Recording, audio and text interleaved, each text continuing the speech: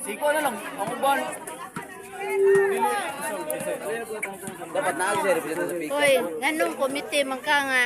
Na-announcement gikan sa referee, palihog tangtang sa mga bracelet, relo, sa mga reyos, sa panay mga mga gipang bitay-bitay din ha. Palihog tangtang. Staff sa ilahoy, no?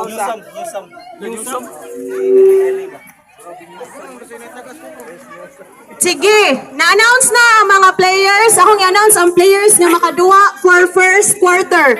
For Team Ares, Dimpas, Estiola, Itang, Solon, Panonse, Cascaro, nay nasa Agimas. Pila ka magkubit? Maura to'y pwede makaduwag first quarter. Ano nasa Team Zeus, maura po di makaduwag first quarter ha. Tupat. Dakpon mo na mo kung dili, muna mo